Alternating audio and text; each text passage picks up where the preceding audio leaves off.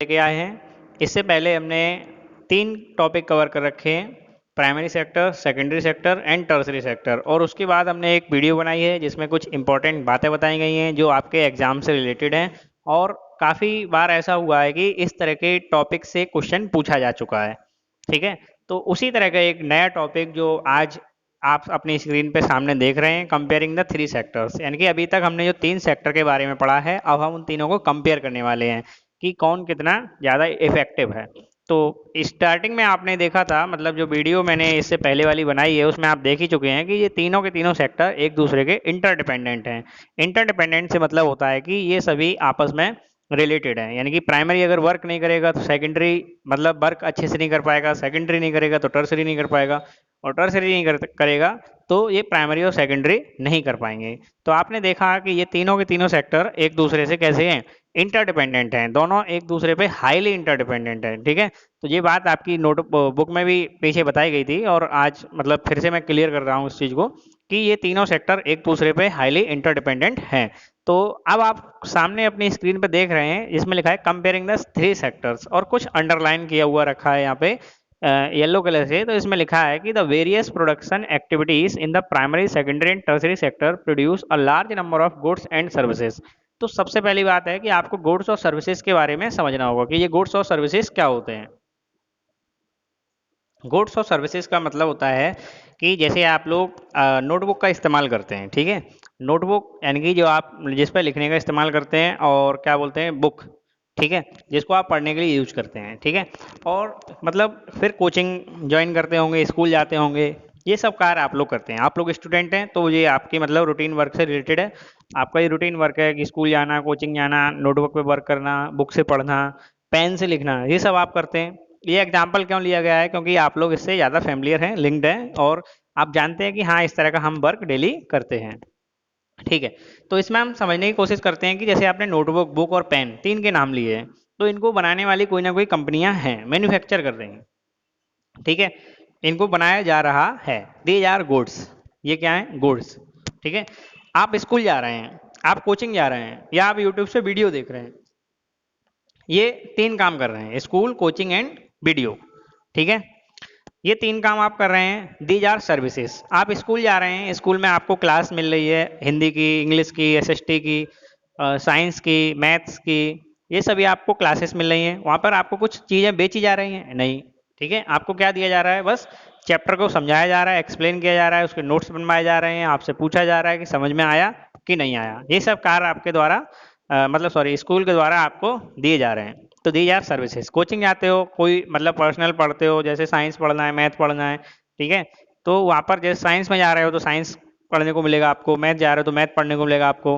अगर यूट्यूब पे बैठे हैं तो आप कोई भी वीडियो देख रहे हैं, तो जो आप चैनल देख रहे हैं, जैसे मान लीजिए कोई सा भी, जैसे अपना ही चैनल देख रहे हैं एनईपी क्लासेस, तो यहाँ पर आपको क्या मिल रहा है, अभी रूटीन में मैं एसएसटी की वीडियो डाल रहा हूँ, तो आपको एसएसटी के मतलब टॉपिक के बारे में समझने को मिल रहा है।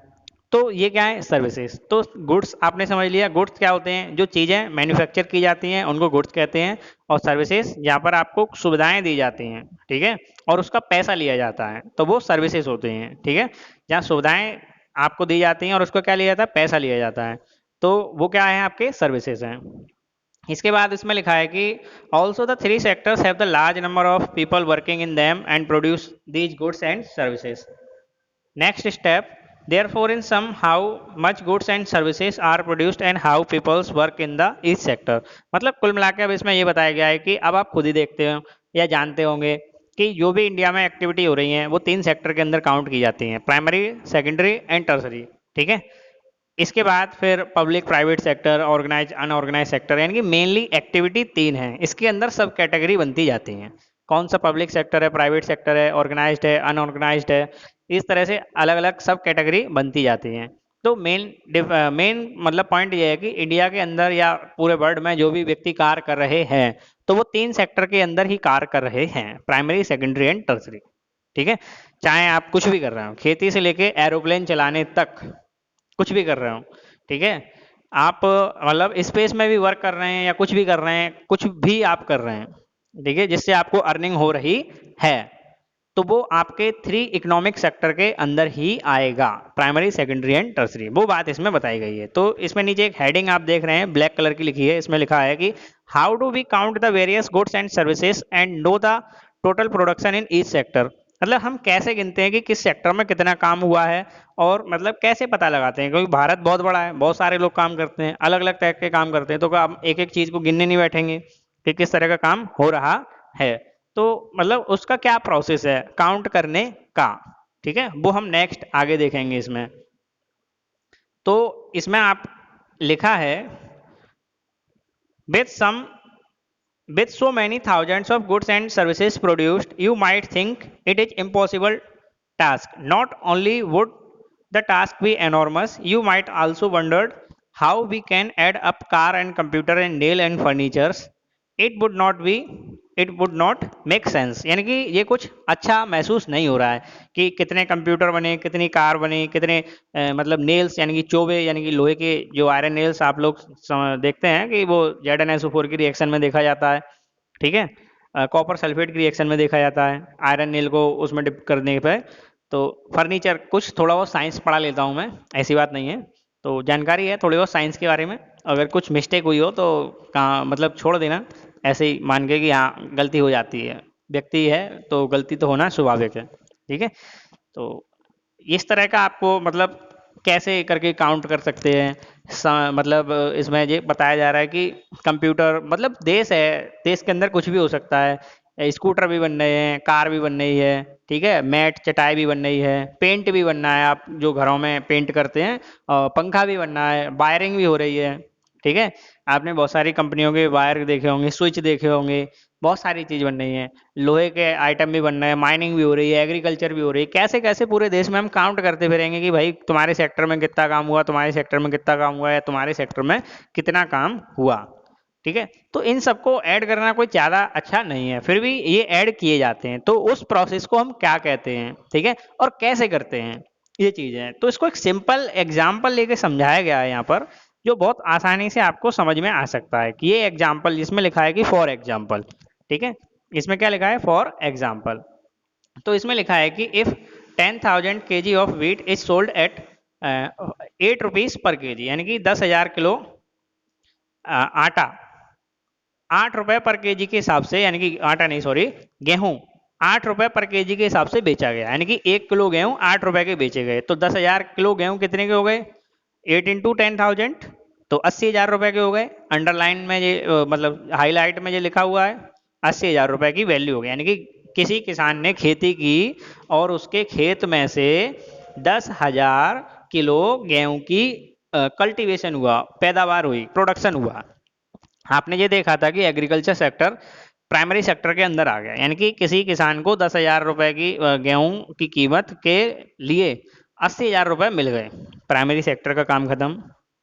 समझ में आया ना, प्राइमरी सेक्टर की मतलब कोई फार्मर जिसने खेती की, गेहूं की खेती की, जिसके खेत से 10,000 केजी का प्रोडक्शन हुआ, जब 10,000 केजी का प्रोडक्शन हुआ तो उसने 8 रुपए किलो के हिसाब से उसको बेच दिया, टोटल उसे 80,000 रुपए मिल गए। क्लियर, प्राइमरी का काम खत्म। The value of 5,000 coconut at 10 rupees पर कोकोनट, और किसी मतलब ऐसी तरह से दूसरे किसान जो साउथ इंडिया में लगभग कोकोनट बहुत ज़्यादा होते हैं, तो 5,000 कोकोनट उसने 10 रुपए के हिसाब से बेच दिए, ठीक है। तो 5,000 यानी कि 5,000 इंटू 10 तो 50,000 के हो गए, यानी कि सिमिलरली उसी तरह जैसे गेहूं बिके थे उसी तरह से कोकोनट बिक गया 50,000 रुपए का। Similarly the value of goods and services in the 3 sectors are calculated and then add up.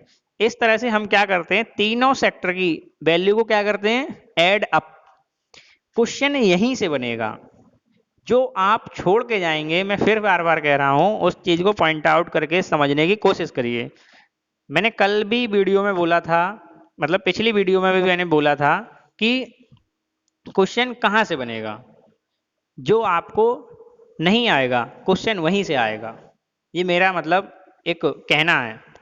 और अक्सर मैंने इस चीज़ को नोटिस किया है कि जो बच्चे चीज़ों को छोड़ के जाते हैं, उन्हें लगता है कि ये नहीं आएगा, इसमें से कुछ नहीं आ सकता, ठीक है, और क्वेश्चन वहीं से आ जाता है, तो काफ़ी प्रॉब्लम होती है फिर इस तरह से।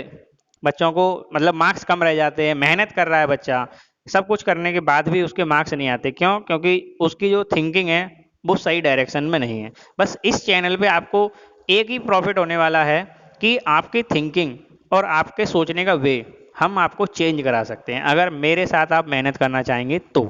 ठीक है?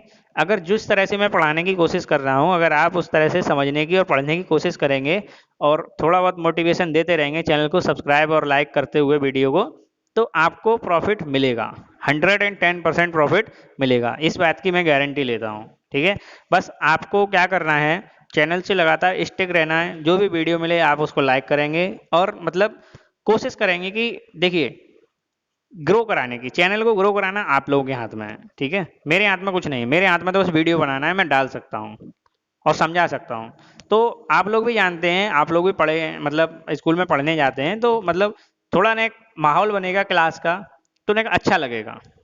ठीक है? जिस तरह से बहुत सारे बच्चे अगर हमारे साथ जुड़ेंगे, कमेंट करेंगे, वो अपनी क्वेरी बताएंगे, तो कुछ सीखने को मुझे भी मिलेगा। ठीक है? मैं भी आप लोगों के साथ रह के कुछ सीखना चाहता हूँ, तो मुझे भी सीखने को मिलेगा। जब मुझे सीखने को मिलेगा तो मैं भी थोड़ा अच्छा इनपुट और आउटपुट आपको दे सकता हूँ। क्लियर है ना? तो आपने यहाँ पे समझ लिया कि प्राइमरी सेक्टर के अंदर चीज़ें 80,000 रुपये और 50,000 रुपये की दो चीज़ों को हमने सेल किया। तो टोटल कितना हो गया आप लोग कैलकुलेट करके बताएंगे कि 80,000 और 50,000 कितने होते हैं। 1,30,000 के समथिंग वैल्यू जाती है, 1,30,000। यानी कि प्राइमरी सेक्टर वालों ने टोटल 1,30,000 रुपये के गुड्स को सेल किया। सर्विसेज नहीं है, गुड्स हैं।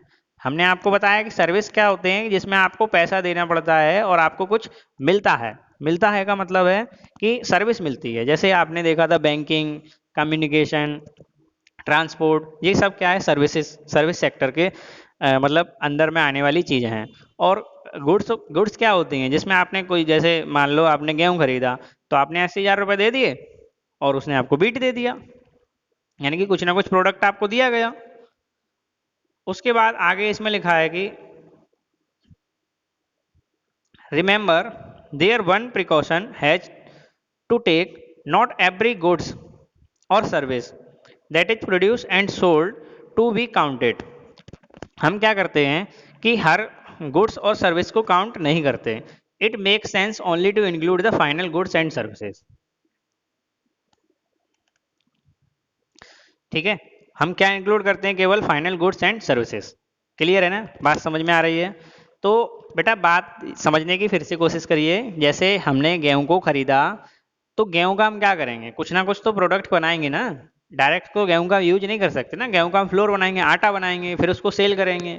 ठीक है? तो पहले हमने गेहूं को बेचा, फिर हमने खरीद लिया गेहूं, मतलब किसी ने बेचा, किसी ने खरीद लिया, तो उसका उसने क्या बनाया, आटा बनाया। आटा बना के उसकी पैकिंग की, पैकिंग करने के बाद फिर से उसको सेल कर दिया, फिर से उसको कुछ प्रॉफिट हुआ। ठीक है? तो भाई फाइनल प्रोडक्ट क्या बना गेहूं का, जो आटा खरीदेगा वो क्या करेगा? ठीक है? जो आटा खरीदेगा वो क्या करेगा, उसका बिस्किट बनाएगा, घरों में यूज करेगा। फाइनल प्रोडक्ट ये हो सकता है। तो मतलब हमें दिमाग लगा के ये सोचना है कि मान लो किसी ने घरों में यूज किया तो वो फाइनल प्रोडक्ट हो गया, उसकी हमें कॉस्ट, या किसी ने रेस्टोरेंट में उसको यूज किया, होटल में, रेस्टोरेंट में, ठीक है, सर्विसिंग के लिए, खाना देने के लिए यूज किया कि नहीं किया। तो यहाँ पर जो एग्जाम्पल दे रखा है कि बिस्किट बनाया उसने, क्या बनाया, बिस्किट। ठीक है? बिस्कुट, बिस्किट जो भी आप कहते हो वो समझ लेना आप, कोई दिक्कत नहीं है। ठीक है? तो उसने क्या बनाया, बिस्किट बनाया भाई। तो आप, biscuit is a final product. अब उसके बाद उस गेहूं का कुछ नहीं बना सकता। ठीक है? सिवाय उसको तोड़ के खाया जा सकता है। गेहूं से आटा बना, आटे से क्या बना, बिस्किट बना। ठीक है? समझ में आया ना? Biscuit is a final product. हम केवल और केवल ये फाइनल प्रोडक्ट को ऐड करेंगे। साफ साफ उसमें लिखा है कि include the final products, final goods and services. ठीक है? Only, only to include the final goods and services. इतनी बात क्लियर है? आई होप कि आप लोगों को इतनी बात क्लियर होगी। फिर उसके बाद लिखा है, जो भी मैं हाईलाइट किया है उसको मैं पढ़ रहा हूँ, आप लोग उसको देखते जाइए। ठीक है? ऐसा ना सोचें कि कहाँ से पढ़ रहे हैं सर। तो जो हाईलाइट किया है उसी को देखते जाइए, आपकी स्क्रीन पे सब कुछ आ रहा है। A farmer who sell wheat to a flour mill, यानी कि उसने क्या किया कि एक फार्मर ने गेहूं को एक फ्लोर मिल, यानी कि आटा पीसने वाले एक चक्की मिल को 8 रुपए केजी के हिसाब से बेच दिया। The mill grind the wheat and sell the flour to a biscuit company. और उसने क्या किया कि आटा बनाया उसका और उसको एक बिस्किट कंपनी को सेल कर दिया। किसको? आटे को। ठीक है, 10 रुपए पर केजी के हिसाब से उसने 2 रुपए का प्रॉफिट ले लिया। The biscuit company use the flour and things such as a sugar oil to make 4 packets of biscuits, और उसने उस आटे से क्या बनाया, 4 पैकेट बिस्किटों के बनाए। It sell biscuit into a market to a consumer for 60 rupees, यानी कि उसने 4 बिस्किट कितने रुपए के बेच दिए, 4 पैकेट बिस्किट के कितने रुपए के बेच दिए, 60 रुपीज, यानी कि 15 रुपए का एक पैकेट। Biscuit are the final goods, अभी मैंने यही बताया था बिस्किट क्या है, फाइनल गुड है, that is good reach the consumer, यानी कि फाइनल गुड क्या होता है। क्वेश्चन आपसे पूछा जाएगा what are the final goods and services, ठीक है, फाइनल गुड्स एंड सर्विसेज क्या होते हैं। आप लोग कंफ्यूज हो जाएंगे कि भाई मैंने तो ऐसा कभी पढ़ा ही नहीं है, मेरी बुक में नहीं है, सर ने नहीं पढ़ाया, क्लास में नहीं हुआ, नोट्स में नहीं है, क्वेश्चन आंसर में नहीं आया था। कई सारे क्वेश्चन आपके पास होंगे, पर जो टॉपर बच्चा होगा ना उसके पास क्वेश्चन नहीं होगा, उसके पास आंसर होगा इसका। समझ में आया ना आपको, जो टॉपर होगा ना उसके पास क्या होगा, आंसर।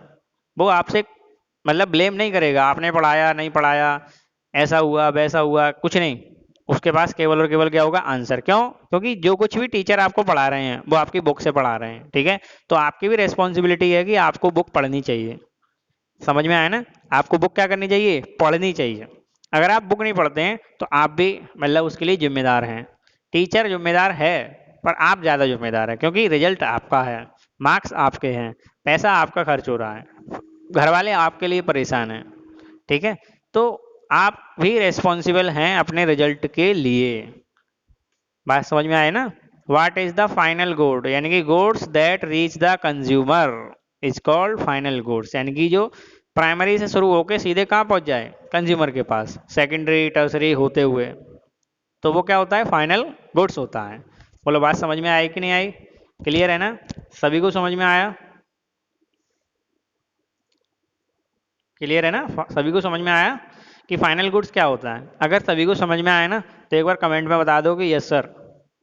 मेरे एक सर थे, वो मैं जब पढ़ता था तो उस टाइम वो क्लास में हमेशा ये कहलाते थे कि यस सर नहीं बोलना है तो क्या बोलना है, ओ यस, ठीक है, तो आपको भी क्या बोलना होगा, ओ यस, यानी कि सभी को कमेंट में क्या लिखना होगा, ओ यस, जिससे मुझे समझ में आ जाएगा कि आप लोगों ने ये वीडियो देखा है और पूरा देखा है, ठीक है। अगर आप पूरा देखते हैं तो आपको कुछ फायदा होगा, ऐसी बात नहीं है। देखो सभी यूट्यूब वाले कहते हैं कि भाई यूट्यूब लास्ट वीडियो लास्ट तक देखना है, लास्ट तक देखना है, तो हम लोग क्या कर जाते हैं, स्किप कर जाते हैं उसको, जल्दी ले अरे ये तो ऐसे ही कहते रहते हैं भाई, इनको भाई व्यूज बनाने हैं और कुछ नहीं है। भाई कंटेंट देखा करो आप लोग, ठीक है। कुछ लोग मतलब व्यूज के लिए कर रहे हैं तो कुछ लोग कंटेंट के लिए भी कर रहे हैं, ठीक है। कंटेंट देखा करो आप, ठीक है, कंटेंट में दम है या नहीं है, ये बात तो आपको माननी पड़ेगी, ठीक है। तो आपको ये समझना पड़ेगा कि भाई कंटेंट में तो दम है, तो हमें इसलिए पूरी वीडियो देखनी चाहिए। अगर आपको फायदा हो रहा है तो आप लाइक करो, सब्सक्राइब करो और आगे बढ़ो, ठीक है। आपका ही फायदा हो रहा है ना, फ्री में आपको क्या मिल रही है, सर्विस मिल रही है, आपसे कुछ लग नहीं रहा, आपसे कुछ ले नहीं रहे, ठीक है।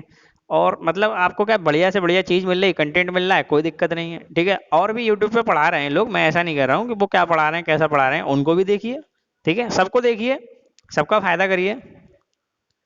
इन contrast to the final goods, goods such as a wheat and wheat flour is an example are intermediate goods. Intermediate goods are used in producing final goods and services, यानी कि wheat के अलावा उसमें क्या डाला गया, शुगर डाली गई और ऑयल डाला गया, ये क्या है, इंटरमीडिएट गुड्स हैं, ठीक है। The final value the value of final goods already include the value of all the intermediate goods that are used in making the final goods, यानी कि उसमें सब कुछ इंक्लूड रहता है। जैसे 8 रुपए का उसने बेचा, फिर 10 रुपए का उसने बेचा, फिर फाइनली 60 रुपीज़ का उसने बिस्किट बना के बेचने शुरू किया। तो 60 रुपीज़ के अंदर पहले वाले 8 रुपए, बाद वाले 10 रुपए, शुगर का आइटम, शुगर का मतलब कॉस्ट, और ऑयल का कॉस्ट, सब कुछ इंक्लूड है इसके अंदर, ठीक है। ऐसा नहीं है कि इसके अंदर केवल और केवल बिस्किट की कॉस्ट है, इसके अंदर सब कुछ इंक्लूड है जो मतलब सेल किया जा रहा है। बात समझ में आए ना, तो इसलिए हम केवल और केवल क्या लेते हैं, फाइनल गुड्स लेते हैं, ठीक है। और हम प्राइमरी सेकेंडरी टर्सरी को सेपरेटली काउंट नहीं करते, हम फाइनल गुड्स को काउंट करते हैं। समझ में आया ना, क्लियर है, इसलिए फाइनल गुड्स को हम काउंट करते हैं। तो मतलब अभी वीडियो थोड़ा लेंदी हो रहा है, और जनरली मैं अभी इतना लंबा वीडियो नहीं डाल रहा हूँ, और ये काफ़ी लेंदी हो गया वीडियो, 19-20 मिनट का वीडियो हो तो गया है। तो अभी मैं इसको यहीं पे स्टॉप करूंगा वीडियो को, और इसका दूसरा पार्ट, ठीक है, इसके आगे जो भी लिखा है इसका दूसरा पार्ट भी आपको मिलेगा, यानी कि ये वाला टॉपिक जो है आपको 2 पार्ट में मिलेगा, ठीक है। तो ये एक फार्मर है, आपके सामने दिखाया गया एक फार्मर, महिला फार्मर है, इसमें लिखा है कि what I should be paid the full value of the wheat that I produce. ठीक है, जो भी इन्होंने प्रोड्यूस किया उनकी इसको फुल वैल्यू मिल चुकी है। तो आई होप कि आपको समझ में आया होगा, टॉपिक में अच्छा है, पेपर में क्वेश्चन मिलेगा। इसी तरह के डीपली क्वेश्चन आपसे पूछे जाते हैं। फाइनल गुड्स क्या होता है, फाइनल गुड्स में क्या क्या इंक्लूड होता है, इंटरमीडिएट गुड्स क्या होते हैं, जो फाइनल गुड्स को बनाने में यूज होने वाले गुड्स हैं उन्हें इंटरमीडिएट गुड्स कहते हैं। ये सब चीज़ें आपसे पूछी जाएंगी। और भी कोई अगर चीज़ इसमें रह गई है तो आप मतलब हमें कमेंट करके बता सकते हैं। अगर आपको कोई चीज़ नहीं समझ में आई वो भी बता सकते हैं, पर ओ यस जरूर लिखें सभी लोग। Thank you.